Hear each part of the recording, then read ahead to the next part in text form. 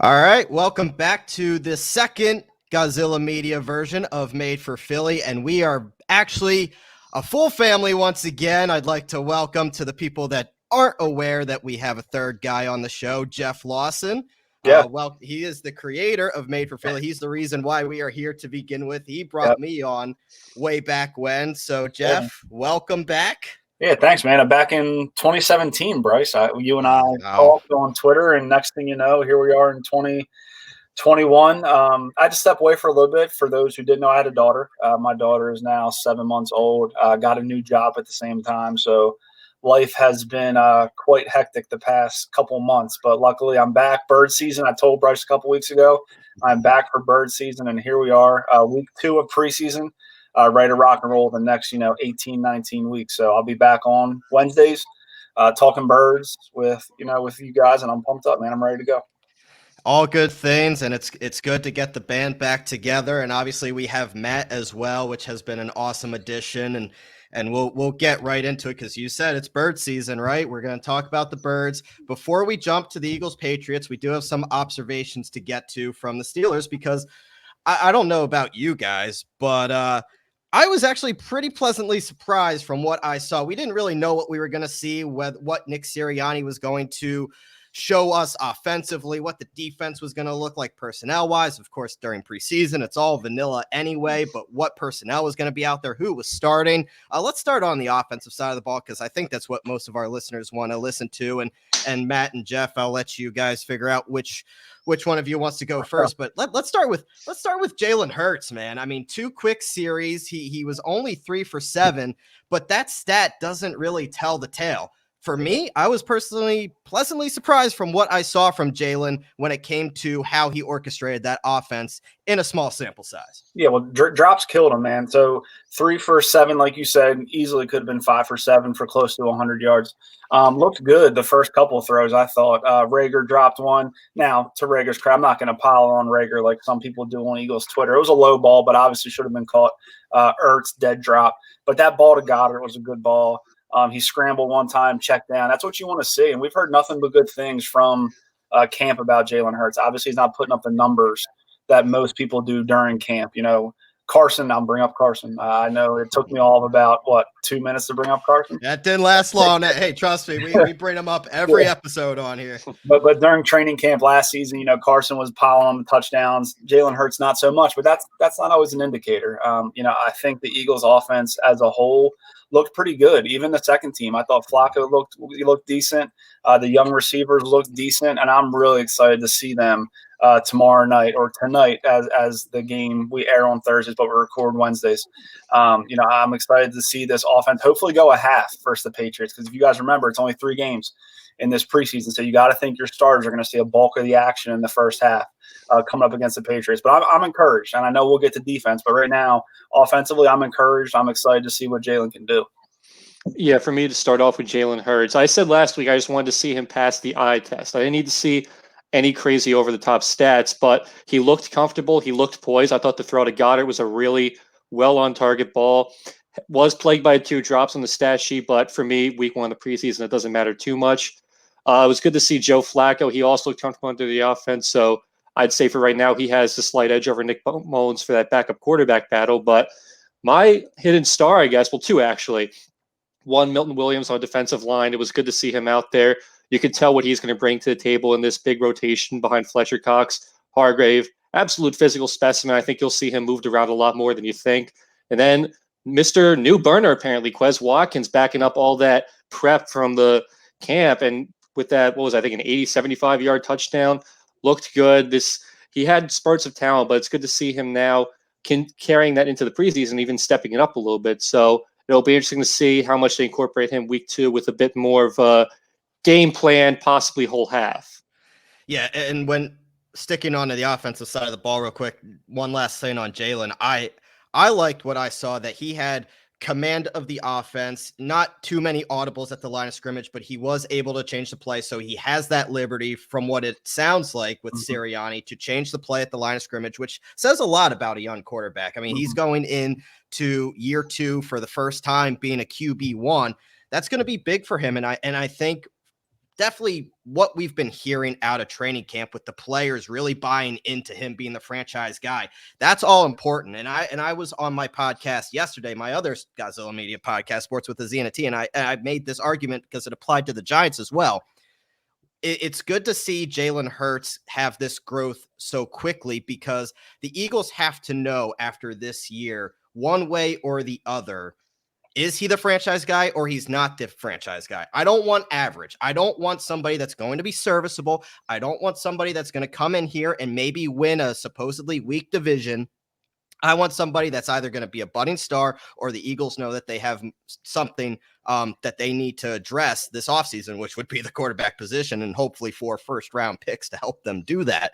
But other than that, I was pleasantly surprised with what Hurts did. The 2 drops, not his fault, of course, vanilla offense, but I'm interested to see, and we'll get to the Patriots game here in a little bit, but I definitely think that's something that he can positively build off of, which was his week 1 performance. And Matt, let's get right to it. You brought up the good point, and I was getting right to it. Kez Watkins, what a difference maker this kid could be as possibly a 4th wide receiver, especially if they intend to involve Fulgham. So now you're looking at this wide receiver group. You have obviously Devontae Smith, who might be eased into the offense depending if he sees action at all this preseason, just coming back into pads this week.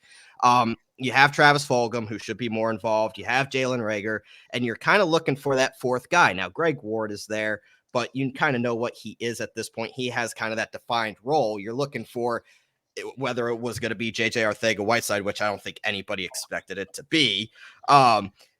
People were looking at Kez Watkins, especially with the chemistry that he had at the back end of last year with Jalen. And it looks like, man, they picked up right where they left off because that was, and obviously it was an easy screen pass, but, you know, Hurts gave him the ability to just get the ball in his hands and go, and he turned it into an explosive 79-yard touchdown. That's something that's hurt the Eagles for years now, even under Doug Peterson.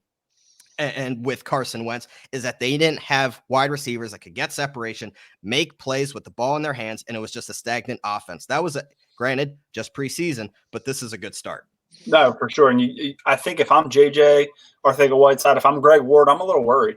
If you look at Kez Watkins, you look at Smith, you look at Reagor, they're committed to those young 3 guys. And we've seen what Ward can do. And Ward's been a very good receiver for a backup quarterback, if that makes sense. So quarterback coming out of college, and he made a good receiver for his circumstances. But right now, I don't see where he fits in that starting lineup. Obviously, I think he'll make the team. He'll be a rotational guy. But I think right now you have to trot out there with Watkins, Smith, and Reagor for sure. I think it's got to be those 3 to start the season. Yeah, Watkins so far has definitely been a surprise, but by all means a welcome one in my eyes, because for me, I overlooked him that draft behind Reagor and Hightower. Now you got to wonder if even Hightower has a real shot to make the team. I don't think he does, honestly. He's hurt. Me either. He's been hurt a lot. He can get open, but he'll catch a 60-yard pass, then drop a 59-yard touchdown. So it's too much of a wild card as of what I've seen so far. But Watkins definitely does bring that refreshing, almost like vintage Jackson, with the ability, give him the ball in his hand, let him figure it out, let him make the work, just get him the ball and watch him turn up and explode. And that's what this offense is needed, just that electrifying playmaker. And hopefully Devontae can do that, but you're probably not going to see that right from the gun. He's probably going to have to get used to the offense, get used to the NFL speed. It might take him a couple weeks to really see that long-term outside role. But for now, while he's hot, I think you got to play him while he's hot and just see what he's got out there. Yeah, there's definitely going to be more weapons for this offense, and who knows with, obviously, Zach Ertz has been involved. He had that bad drop, but with the injury to Tyree Jackson, who I think was going to be an interesting little wild card to make the roster this year, he's out with a fracture in his back for 8 to 10 weeks. So clearly he's not going to be in the fold. I think it might, not that, a practice squad quarterback turned tight end is going to put pressure on an all-pro tight end to make the team, but it might keep the Eagles from maybe moving Ertz if they were even going to in the first place. But there's weapons. I'm kind of happy they're going to keep him, honestly. Like, I think Hurts needs that safety blanket. Ertz is all in and wants to actually be part of this team, because last year, I'm just one person watching the game, but there were multiple games where it looked like he wasn't even involved. He just didn't want to be there. So if he can actually be that safety blanket for Jalen Hurts, I think that's huge for that rookie quarterback. In the last couple of years, going back to even the Doug Peterson days, the way this Eagles offense has been built, when you look at their line, their backs, and just the way that they overall traditionally scheme things, they're at their best when they have two tight ends on the field. And they have that big veteran presence with Ertz, along with Goddard, who really is starting to emerge as one of the top tight ends. And it'll really be interesting to see how it plays out, because Goddard's going into a contract year, and they got to figure out what Ertz's situation here, and they're probably going to have to choose one or the other. And I think it's a bold prediction, but I think it's going to be Goddard. And I think this might be Ertz's last season in Eagles uniform. As much as it aches my heart to say that, it's still, you can possibly see him gone by the Week 8 trade deadline. I don't think that they're going to trade him at this point. Howie's made it clear that he wants him on this roster for Week 1. And honestly, I'm not sure what you're going to really get right now for him that's going to significantly improve your team over the current safety option. But again, it's just another interesting situation to play out in this season. That feels like it's full of interesting but fun situations. Yeah, and I think, I mean, obviously Goddard is the tight end of the future. I don't think that's going to be much disputed after this season, but keeping Ertz on the roster and surrounding Hurts with as many weapons as they can and give him the most tools to succeed, I think is of the utmost importance for this team. And I have always said, and Jeff, I know you've been out, so I'm going to say it again, but I've been saying this on this show ever since we started re-airing. The Eagles season comes down to the success of Jalen Hurts. This is a talented roster, a roster that, if they reach their potential, can surprise a lot of people and win this very gettable division. But it comes down to Jalen Hurts, and it goes with any team. It goes with your quarterback play. We all saw it last year. It doesn't really matter who you have behind center. If you're not getting quarterback play, then you're not going anywhere. If you give Jalen Hurts the tools to succeed and he takes advantage of it, this team is going to surprise people, especially on the offensive side of the ball. And I think Hurts has it mentally. Like, I think he has the locker room. I think he has the confidence of coaches. I think he's got good confidence in himself. Now you got to go out there and do it. I've seen all like Lane Johnson, these veterans are, rocking Hurts' brand. He's working out with these veterans. Like, I think they're all bought into him being QB1. But now, when push comes to shove and the lights come on, you got to take a snap. It's going to be what can you do? And you're right. A lot of it hinges on him. And you look forward and look way down the road into next season. If he doesn't perform and get this team to at least like a 500 record and they don't see signs of a franchise quarterback, they have those first-round picks in their back pocket. And I know people don't like it, but a guy like a Deshaun Watson, who obviously he may never be cleared with all these allegations, but they are going to be in the quarterback market for a big name quarterback if Jalen Hurts doesn't pan out this year. Yeah, and that's why Howie set this team up to, he kind of hedged himself on Jalen Hurts' success. If he doesn't, and thankfully Carson looks like he's going to be ready for Week 1, so the possibility of having potentially 4 first-round picks in the next 2 years still on the table, that's definitely something that is going to be, and I think Jalen knows this, that the pressure is on to succeed this year and prove to the franchise and this fan base that he is it, because if not, the Eagles are going to act quickly because they have a roster that can compete. We'll have plenty of observations and plenty of time to preview this game here in a bit. Let's go to the defensive side of the ball with some of the observations from Week 1 on that side. I'll start with this, and I'm sure you guys agree. Javon Hargrave, and we've heard a lot about him this offseason and through the summer that he's looked more comfortable, looks to be taking on a bigger role on this defense. He really struggled last year. He signed that 3-year, $39 million deal, and people were left scratching their heads wondering if that was a very good signing for Howie Roseman. So far this summer, he's had that strong camp. He's looked quick off the ball. He was disruptive against the run and pass. And during his one series of work against the Steelers, he was a standout. And that's what you want to see in the preseason, especially in limited action, who's making an impact right off the rip. Hargrave was it. He pressured Mason Rudolph that forced an incompletion. He later produced a quarterback hit on a pretty good interior rush. So his presence makes this defensive line just so dangerous. And in my opinion, at least a top 10, if not a top 5, if they meet their potential, top 5 defensive line.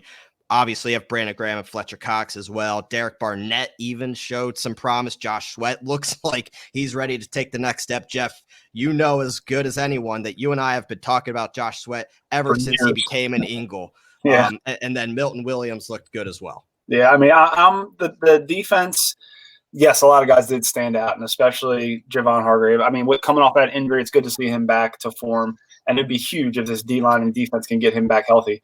But you look at the schemes, right? Yeah, I try not to look too much into preseason defense because Gannon's not going to show his hand in week 1 against the Steelers. I wouldn't be surprised if he doesn't show his hand in week 2 against the Patriots. He's not going to show his hand until week 1 against Atlanta. So, you try to take it with a grain of salt. It's vanilla defense. They're not running many schemes. They're not running many stunts. They're just looking to get into their base package and play football. So, yes, they did give up some points in that second half. They did end up losing the game, but overall, all players that won't be on the team starting week 1. So. Exactly. So I was very pleased with especially the first string defense. And if you read reports out of camp this week, they had the joint practice with the Patriots, and the Eagles' first team defense dominated. So that's all I care about. I care about them and some of the 2s, but those 3s and 4s who are going to be cut in about 8 days, couldn't care less about. So it's tough to break down the defense on week 1, but there's definitely some standouts that's really encouraging. Yeah, again, if Hargrave looks more comfortable and having that presence next to Fletcher Cox, especially as he's not getting any younger, is just such much of a huge blessing because now you're allowing him to start to maximize what he has left. And then going over to Josh Sweat, this goes back to even last year, I'm higher on Josh Sweat than Derek Barnett right now. I mean, people forget that this is a guy before he committed to Florida State was might have been the number 1 recruit in his high school class. So if you can get that out of him, and if you can make a legitimate future once Brandon Graham, again, heartache, once he's inevitably gone, you might have your 2 franchise defensive ends going forward in Sweat and Barnett. So instead of being a quarterback factor, I wouldn't mind this being a defensive line factor because that's what it's been looking like the last couple of years. You brought in Milton Williams, who's looked good. Tui, I don't know if I can remember his name, so I'm just going to say the guy from USC. He's also looked respectable in camp. So then you even got guys like Taron Jackson who had a couple good plays too. So this defensive line is going to be its biggest strong suit. I didn't even mention Ryan Kerrigan too, to have him in that rotation. Yeah, and nobody's talking about that enough. No one really is. It's just like Chris Long all over again almost. If you can bring in that other veteran presence to just keep shifting in and keep applying constant pressure, which allows this young defensive back group and linebackers to really develop. This defense is going to be scary if it lives up to its potential. I'm excited to see what Gannon looks like when he's unleashed week 1 in Atlanta. Let's go to the secondary because not that we saw a lot, but we did see kind of how we expect the secondary to look. Obviously, it was Slay and Nelson on the outside, and Nelson looked pretty decent in very short time as well. I mean, we know what Darius Slay is going to be. That's not a secret. I just want to touch on the secondary real quick because I think this secondary has a chance to surprise a lot of people as well, especially if McLeod doesn't end up starting the season on the PUP list. You have McLeod and Nelson in the backfield who look good. Nelson looked good as well. This is a secondary that, especially with the division that we are in, dealing with a Terry McLaurin, dealing with a Kenny Galladay, dealing with the trio down in Dallas of Gallup, Cooper, and CeeDee Lamb, you need a good secondary. And we can't turn in Michael Jacquet as a starting corner down in Dallas week 3 Monday Night Football. That just cannot happen. So it's nice to see the Eagles finally addressing the secondary. And it looks like in short term, at least, it's going to pay off because you have 2 very good corners, an underrated safety that's considered one of the most not talked enough about signings of the offseason. And if you have Rodney McLeod healthy, this is a secondary that shouldn't be giving up the big plays like we have seen time and time again over the past couple years. Yeah, Steven Nelson was huge, man. I mean, to get first off, I thought, because he was signed pretty much at the 11th hour before camp started, but I thought for sure we were going into the season with Jacquet as a starting corner, and I couldn't do it again. I watched that debacle in Dallas, and I just couldn't come to terms with that being our starting secondary. So I'm excited for the secondary. I was real excited when the Steelers had 3rd and long and I didn't see like a picket fence defense where everybody lined for the first down marker. Good to see them actually play football, and what do you know, they got to stop. But I'm excited about this secondary. I think Slay's going to have a good year. All the burden's not on him. And if your D-line's good, your secondary is going to be even better. And it kind of fills in that void for linebacker. I know we did improve linebacker a little bit, but we've never prioritized the linebacking position. So if we have a solid D-line and then corner, I think we're going to be all right. Yeah, I'm with you on that too, especially with just having a solid defensive linebacker and defensive backs. Let the D-line do all the work. So another guy I'm just going to throw in real quick is I'm also excited to see how guys like Kavon Wallace and Marcus Epps fill into this safety rotation.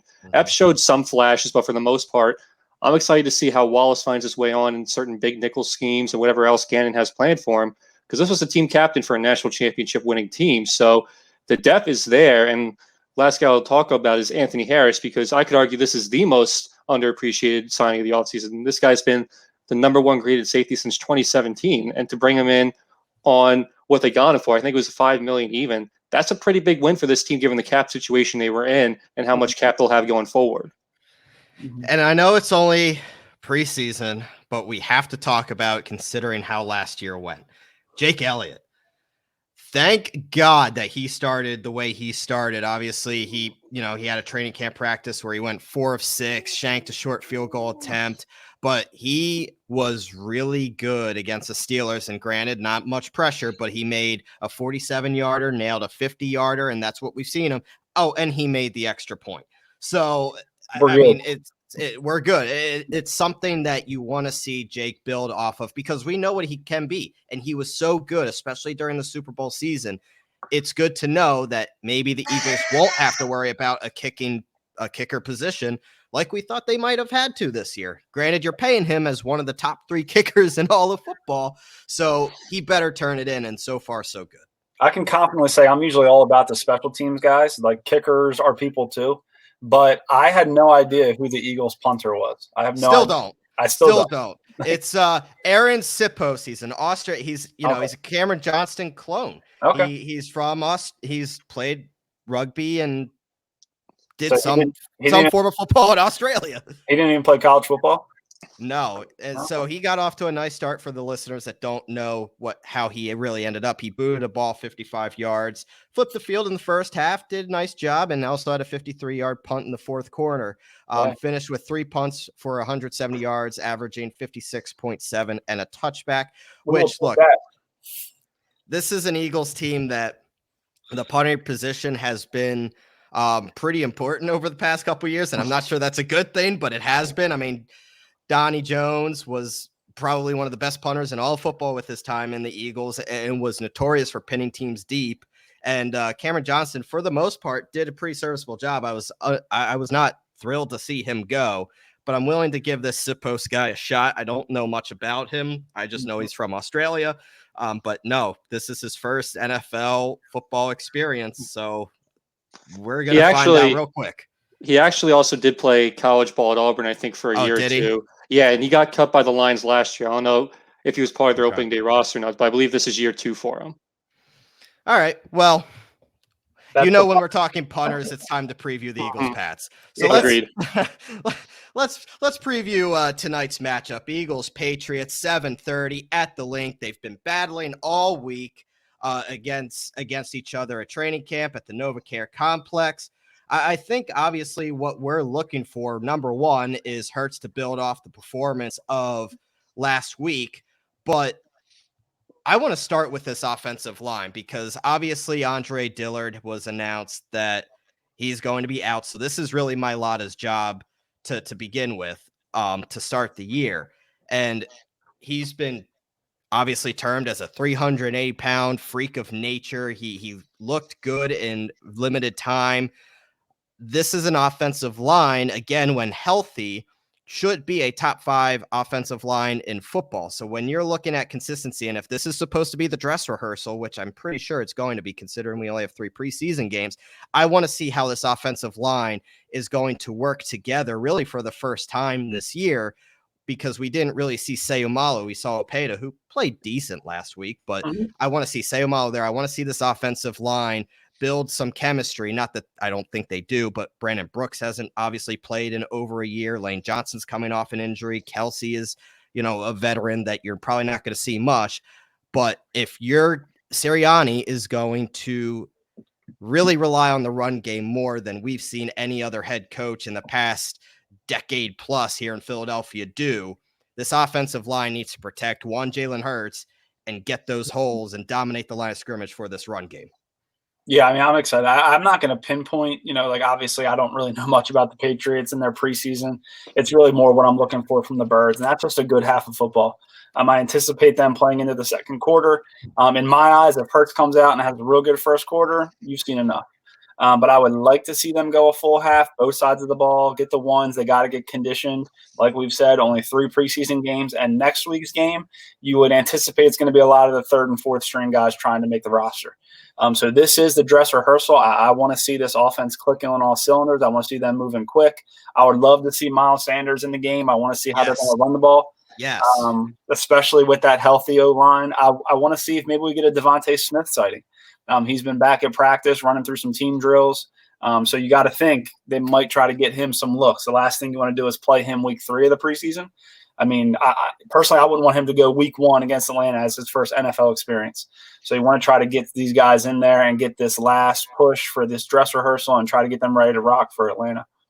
Yeah, if you're going to see Devontae Smith, I think it's obviously going to be this week. It doesn't make too much sense to play him next week when you got Atlanta to start worrying about. But it would be cool to see, almost like, going back to a Torrey Smith sighting in 2017 where he missed the first 2, I believe, preseason games. They brought him in for a drive, made a huge touchdown. It's like, all right, that's enough. That's all I needed to see. Even if it's something like that with Devontae, just to see that he's got it in the NFL, he looks comfortable, that'd be awesome. But for me, again, all I want to see is Hurts continue to build off of the eye test, which I talked about week 1, that he looks comfortable. He looks set in this offense. He's improved his throwing motion. And as for his offensive line, I mean, feels like anything is a significant upgrade over what last year. I don't even know how to describe what last year was. So when this offensive line's healthy, it's as good as just about any unit in football. So it would be cool to also see Miles Sanders get some carries because I want to see him unleashed this year. I can't go through any more games where he's only getting 10, 12 carries and putting up these great numbers, but they're just not utilizing them. If he's supposed to be your workhorse back, you got to treat him as such and let him make plays because I could argue he's the best playmaker on this team right now, given what he's shown the past 2 years. Miles Sanders is going to have a huge role on this offense, and that's just Nick Sirianni's DNA. He's going to use multiple running backs, and that's kind of what I was going to get to. Yes, Miles Sanders is going to be the guy. He's going to be the dude. He probably will get close to 20 touches every single week. However, it is obvious that he is going to utilize more than Miles Sanders out of the backfield. Now, the Eagles just waived, I should say, Kerryon Johnson, which was kind of a bummer for me because I was intrigued to see him make this team. I thought that was a really good signing. I actually, before training camp started, expected him to make it over Jordan Howard. Now, Jordan Howard's having a really, really good summer and looked decent in limited time so far in the preseason. I'd be stunned if he doesn't make the team now. So you're looking at Sanders, Howard, Boston Scott is obviously a lock. We haven't heard much about him. We haven't seen him much, but that's because you know what he is. He's a Darren Sproles clone, and I'm sure he is going kind of similar to something like Marlon Mack with the Colts. Sirianni's going to have that Boston Scott package where you're going to see him out there. However, now I always say in the preseason shows, I preface it with saying, yes, it's preseason. However, it's clear that Sirianni intends to use Kenneth Gainwell as well. He was involved a lot. He is going to have a significant early. Mm-hmm. So he was out there with the starters. He is going to have a role as well. So there are 4 backs that you are probably going to see at any given time on the field. Now, keep in mind, Sirianni coming from Indianapolis, he, for the most part, very rarely didn't have only 1 running back on the field. He usually has 2. So you're going to see, and you saw a lot of that with Miles Sanders and Jordan Howard. The ball would be handed off to Jordan Howard, not Miles Sanders in training camp. So I want to see more defined roles moving forward. I want to see how Sirianni, if Miles Sanders plays, if he doesn't, at this point kind of gets thrown out the window. But I want to see who's out there on what down, how are they utilized, and what can we expect. Granted, Sirianni's not going to show his hand fully, but I want to start to see how these guys are going to play their roles. Go ahead, Matt. Oh, sorry, my bad. But I think another interesting aspect when you talked about Gainwell, who is definitely going to find his way onto the field, it's just a question of how. And I think it's going to be an interesting competition now, possibly this game in week 3, where you see Boston Scott comparing with Gainwell, because you know what Jordan Howard is. He's going to be your tough bruiser back where, say, it's a 3rd and 2. You need someone to put their shoulder down and get those yards that just Sanders and the other guys can't. So to see these two kind of scat, almost like Darren Sproles clones, like you said, where they're going to be utilizing in screens out of the backfield, possibly lined up out wide, it's definitely going to be an exciting set to watch to see who makes what plays in what situations. Go ahead, Jeff. No, yeah, for sure. I was thinking about Gainwell as well. and Boston Scott. They are similar players. But we know Boston Scott's done it, right? Boston Scott's done it under the bright lights. He's done it on Sundays. And so I think, although I do think Gainwell makes his team because you saw him early and often, I believe he had some first quarter reps, which for a rookie, if you're getting first quarter reps, that usually means in some capacity you're going to be on this football team. So I want to see Sirianni open it up just a little bit. I'm interested to see some of his play design, but I also understand, if he doesn't, why? Because he wants to play close to the vest. But overall, I've been really happy with his coaching staff. Every video you see, they're constantly coaching. I feel like there's a lot more of that going on compared to the Doug Peterson era. I'm not saying Doug Peterson was a bad coach because obviously he won a Super Bowl. But just seeing that style of coaching, I don't think is what this city's been used to in quite some time. Yeah, let's switch to as we're running out of time here. Let's switch over to the defensive side of the ball, and I want to see what Kavon Wallace's role is going to be, and see if he can build on what has supposedly been a pretty strong joint practice week with the Patriots. I don't know if everybody heard this little story, but apparently Wallace was talking some shit on Cam as the check down king in practice earlier this week. And he went on to say, like, he felt like there were a lot of check downs. So he had to let him know that he's not only going to throw check downs, but he's doing it over and over again. Like he mastered it, like he was the king of it. So Wallace was talking that shit. I'd love to see that match on Thursday to see if Wallace and Cam are going to be on the field together. But I more want to see if Wallace has what it takes, because there is that risk of Rodney McLeod not being ready for week one. And we know what Marcus Epps is. He was serviceable, but he's not exactly somebody that embodes confidence, at least for me, when I'm looking at the back end of the secondary. And if McLeod isn't ready by week one, he's put on PUP, you're out 6 weeks. Kavon Wallace entering year 2, I want to see more from him because I really liked him. And Jeff, I think you remember this. I actually had him. I mocked him to the Eagles in last year's draft. I was that excited about him, and I think he's a perfect fit for this team. I want to see him build on a better second half of last year, and hopefully make Gannon feel better about not having McLeod out there, if that be the case, and he prove that he can be the next guy in waiting. Yeah, Kavon's he's going to be huge. He's going to be a huge piece of this defense. Obviously, he played last year when McLeod got hurt. And like you said, McLeod might not be ready until week 6 or 7. So we got no choice but to put Wallace out there. So I look forward to seeing him play. Hopefully he's on the field alongside Cam, and Cam is the check down king. Wallace is just telling the truth, especially in his old age. So I'm excited to watch this defense against Cam. I'm excited to watch this secondary against Mac Jones. I'm a little tired of this Mac Jones hype. But it's going to be a full Alabama display tonight at Lincoln Financial Field. And I'm pretty excited to watch it. Yeah, it's definitely going to be a big tell of how the season could go. Like going back to Wallace, he's always been one of my favorite guys since we drafted him. I've liked a lot of him at Clemson. He has that swagger and that moxie that you want to see in a young defensive back. But obviously, more importantly, you want to see him back up that talk on the field. So he's definitely not afraid to put his shoulder on hip, but there were a couple of times where he might have just flat out missed a tackle. And, if he can just get better and just show that he's learned a lot since his rookie year, I'm excited because, again, McLeod isn't exactly getting any younger. And I feel like, he's probably not going to be a full-on game-changing safety. He's a great guy to have on the field when he's healthy. But I think Wallace has that almost star potential that can make him a leader for this defense for years to come, at least in the secondary.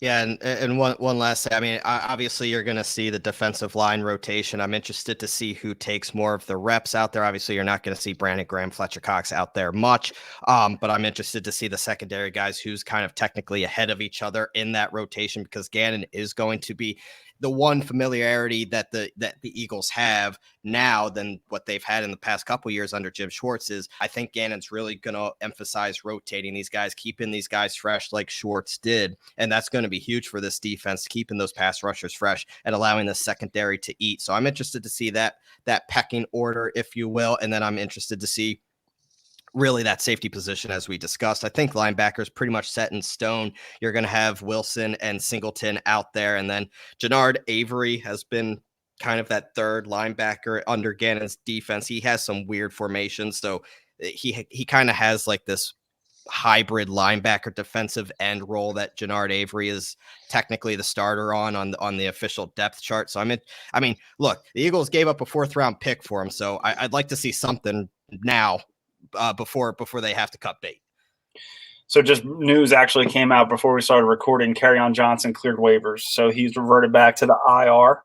And the team actually claimed John Franklin. If any of you guys watched Last Chance U, he was one of He was one of the quarterbacks. I was gonna say the name sounds a little bit familiar. Yeah, he's one of the quarterbacks from Last Chance U on Netflix. I think he's a receiver now, so that's something to look forward to. He will probably play in the 3rd preseason game. A guy that's borderline roster, but it looks like Kerryon Johnson is still an Eagle, just on the IR.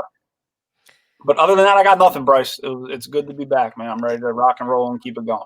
Yeah, I'm glad that you're back. Obviously, bird season, those are our best episodes, as I've been telling our listeners this entire time. I'd love to get to the next couple things. Obviously, we don't have the time, but the Phillies continue to play with our emotions. I'm sure over the past couple weeks, the hype was getting real. I know Matt and I were talking about it on here. The Phillies just, got to take advantage of the shitty teams, and they're just not. So it's been disappointing on their end. They had the city in the palm of their hands. I know. There was no Sixers, no Eagles. They won 8 in a row, and everybody was about to buy in, and then they lost 6 of 8. So whatever. Yeah, you got a 38-win baseball team for 3 games, and you accumulate 3 hits. I don't know what else to say. It's been disappointing. And then to end on a positive note, the process has been super maxed. Yep, so, the process is secured.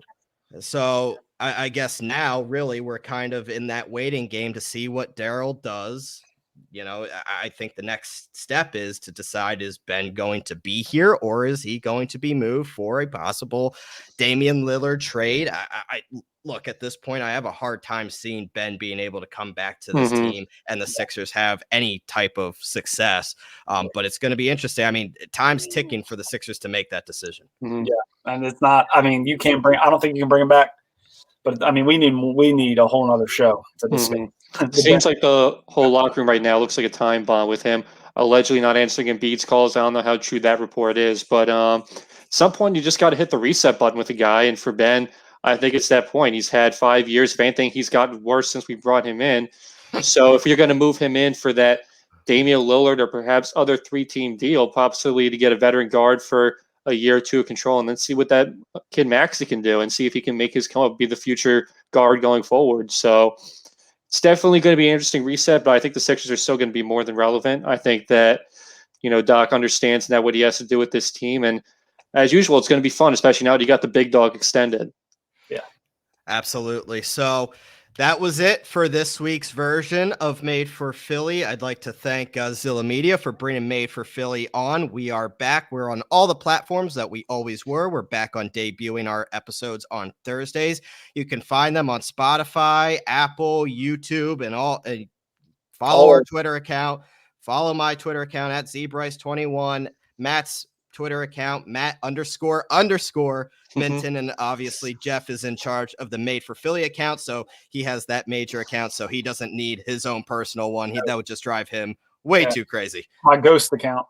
there you go. So it's good to be back. We're only going to get bigger and better as we move forward into bird season. Keep it locked in to @Made for Philly. Go Birds. Trust the process. Ring that damn bell if they can get more than 3 hits. For Jeff and Matt, I am Bryce. This was Made for Philly, and we will catch you next week.